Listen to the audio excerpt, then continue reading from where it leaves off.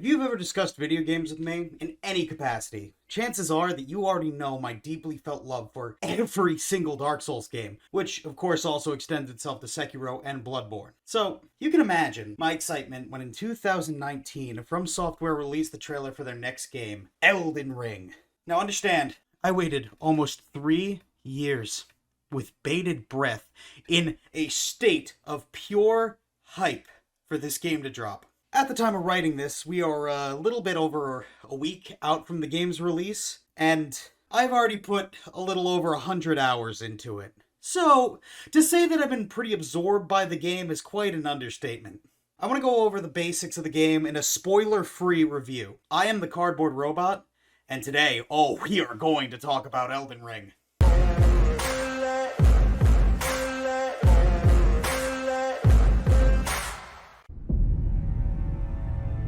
So, let's start with the basics. What's an Elden Ring? Elden Ring is a dark fantasy open-world action RPG that comes from the very twisted minds of Dark Souls developer Hidetaka Miyazaki and A Song of Fire and Ice author George R.R. Martin. Together, they have created an open-world experience that is, frankly, as beautiful and flushed out as it is overtly violent and dangerous. The world they built feels so full. Now, I have a lot of issues with open world games as they usually feel big and empty, but Elden Ring doesn't really have this issue.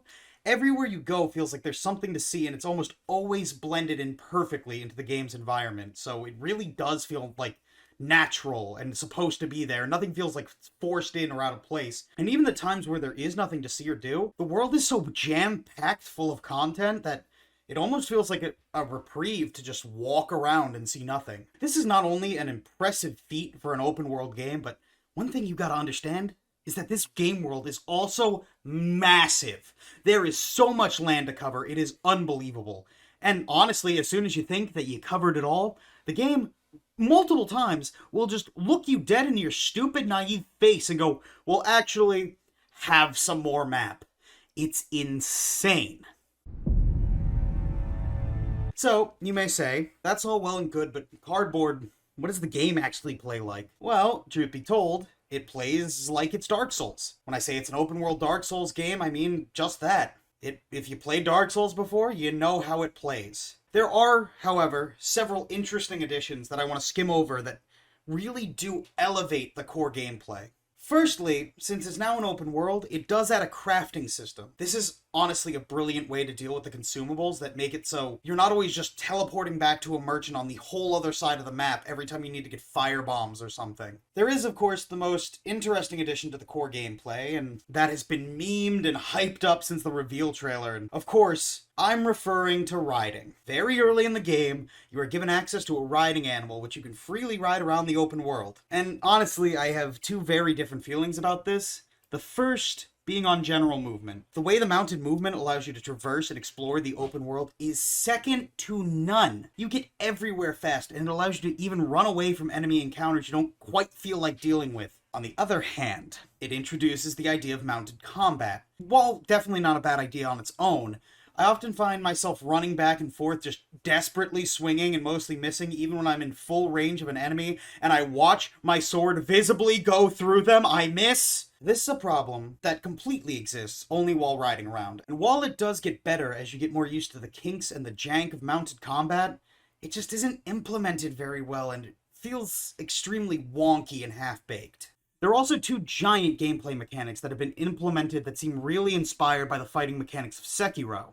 Those being jumping and sneaking. Being able to finally just have a button to jump in a Dark Souls game is huge, and it drastically changes the way one interacts with the landscape. But with that comes the jump attack also, which is an incredible way to open and gain ground on an enemy, and honestly, it just really mixes up how combat's approached. Now, as far as sneaking goes, it just really changed the way you're allowed to approach any given situation. You don't want to fight 8 enemies at a time? Well, now you don't have to. You simply have to sneak around and approach them from behind and tactically take them out one by one. This is a really fun way to approach the game, and It makes a lot of use of the game's environment and world to allow you to really feel like you're getting one up on your enemies. The game also adds a separate type of summoning magic called ashes, or as it's internally referred to in the game files, the buddy system, which I like a lot better, therefore I'm going to be calling it that as we continue. The buddy system allows you to collect the spirits of enemies and creatures from the world and summon them in certain situations in order to help you with things like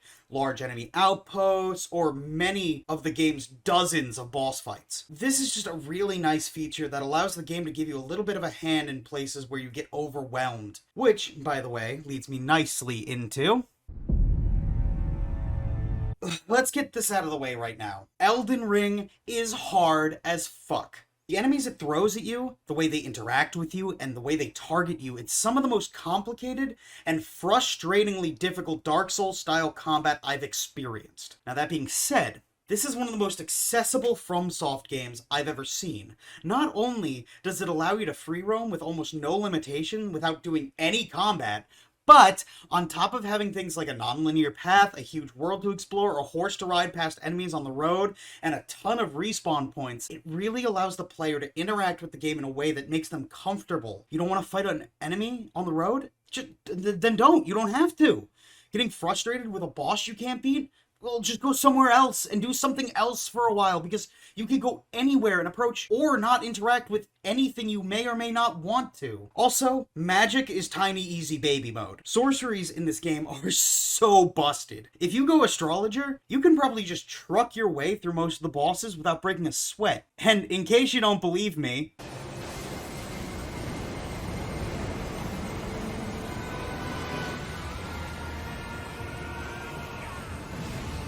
now, that might come off as a knock, or a gripe, but it really is a good thing. Sorceries are super simple, overly abundant, and extremely powerful. Plus, they only require you to have a basic understanding of a few of your character's attributes to access it. It's essentially an easy mode for a FromSoft game. And again, if you're part of the Dark Souls community, that probably sounds like a diss or a complaint, but here's the thing. You may have been playing Dark Souls for years and have a perfect grasp of the combat system. You may have 100%ed every FromSoftware game, and you may be a Grandmaster PvP expert of the melee purist variety, and that's great for you. Here's the thing, though. For a lot of people, and I mean a lot of people, this will be their first Dark Souls game that they are ever playing. This gives them an option to access the game in a way that doesn't require them to have an inherent masterclass of understanding of mechanics that playing a pure melee strength Vig with high bleed weapon, high endurance for heavy armor build does. Honestly, not a lot. It does suffer from a big issue that is not new to other FromSoft titles. There are visual issues, but mostly those are minor and almost non-existent. What does really bother me are two things. Firstly, the game, like all FromSoft games, is dedicated to being notoriously hard. And to achieve this, it does some pretty big bullshit. First, the way they achieve that is that many enemies that are meant to be harder can just stop you from comboing them and attack through your attacks if they just, get tired of being hit. Even if the attack breaks their poise, they'll just do an animation where they essentially go, I've thought about it, and I've decided that you actually didn't hit me there because I didn't want you to. Which makes fights that are scripted to be harder, artificially dragged out, and annoying in a way that seems totally determined by RNG. Ranged enemies have the most egregious range and accuracy of any FromSoft game I've ever seen. There are times where you'll get hit by enemies that you can't even see because they're so far off in the distance. They strike with near perfect accuracy all the time. They're literally fucking aimbotting. The spellcasters never stop or run out of FP. They also use the same spells you have access to, so you can literally with your own eyes confirm that their range is absurdly longer than yours is. Enemies also cannot hit one another, so they'll just slish and slash through each other like they weren't even there. This means that oftentimes you'll be hit by an enemy through another enemy, or spellcasters will just hit you through melee enemies, which not only makes the projectiles, most times, impossible to see, that in turn makes it impossible to dodge. This is all just made worse by the fact that there are many occasions where a boss for an area will just be two bosses that the game threw in the same room. This is the most basic and lazy way to artificially inflate the difficulty of a boss, especially when they can just attack through one another. It's a really brainless way to approach this. And for the life of me, I don't understand the decision past the fact that, well, people like Ornstein and Smo, even though that fight has synergy and they make sense together. They aren't just two bosses thrown into a room together like toddlers at a daycare. The second big issue for me is the latency issues, and this is probably my biggest issue, like, across the board. There is a glaring latency issue that I've experimented with on several different controllers and both the Steam and PS5 versions of the game. Sometimes it can take up to half a second for the game to register that I pressed the button. Well, half a second might not sound like a lot to you, but if you're trying to dodge roll accurately or time a parry right, that's a life or death amount of time. The worst part about it is that it seems to be completely inconsistent. So it's not like you can even just adjust yourself to the delay, because just when you do, the delay will be gone and the game will function as normal. Honestly, everything else I could say about the game is small issues, like the servers being overloaded and there being connection errors pretty frequently, and PvP only kind of working most of the time. This small potato stuff that can be dealt with and patched out, and hopefully with a little time, Fromsoftware will do just that. So, in the end, how do I feel about the game? This is a feeling I haven't experienced in years. To be so totally mesmerized and engrossed by a game that it becomes all-consuming.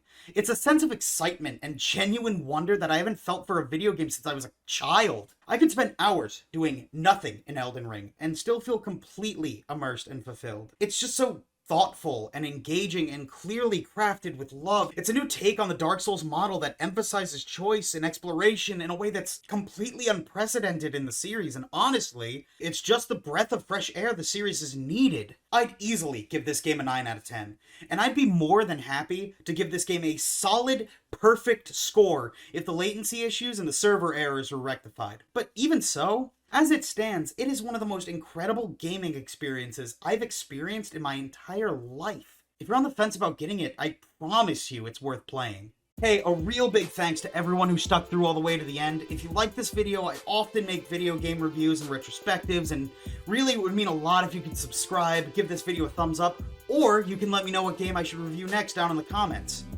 If you want to see more of my content, feel free to check out my channel or visit me over on Twitch, where I stream pretty regularly.